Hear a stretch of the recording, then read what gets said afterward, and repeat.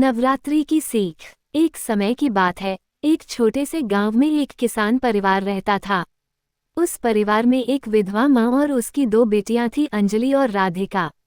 माँ बहुत परिश्रमी थी और वह चाहती थी कि उसकी दोनों बेटियां भी मेहनत, ईमानदारी और धैर्य का महत्व समझें।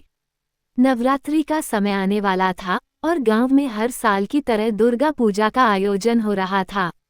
गांव में सभी लोग देवी दुर्गा की पूजा अर्चना करते और व्रत रखते थे।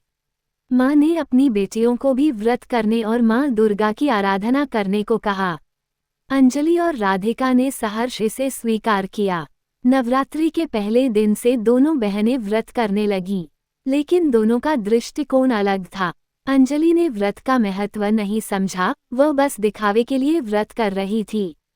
वह दिन भर व्रत रखती, लेकिन मन में धैर्य और श्रद्धा की कमी थी। उसका सारा ध्यान बस इस बात पर था कि लोग उसे व्रत करते हुए देखें और उसकी प्रशंसा करें। दूसरी ओर राधिका ने नवरात्रि के व्रत को पूरी श्रद्धा और समर्पण से किया।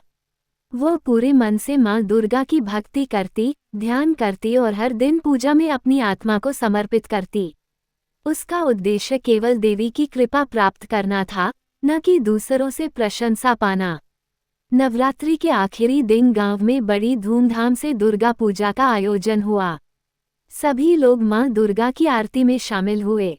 पूजा के बाद गांव के पुजारी ने घोषणा की कि देवी दुर्गा ने एक स्वप्न में उन्हें बताया है कि जो सच्चे दिल से उनकी पूजा करता है, उसे आशीर्वाद के रूप में विशेष फूल मिलेंगे। उस फूल को जिसने भी पाया, उसकी सभी मनोकामनाएं पूरी होंगी। पूरे गांव में यह बात फैल गई और सभी लोग आश्चर्यचकित थे कि किसे वह विशेष फूल मिलेगा। अंजलि भी आशान्वित थी कि वह फूल उसे ही मिलेगा, क्योंकि वह भी तो व्रत कर रही थी। लेकिन जब सबने ध्यान लगाया तो राधिका के पूजा स्थान पर वह दिव्य फूल प्रकट हुआ।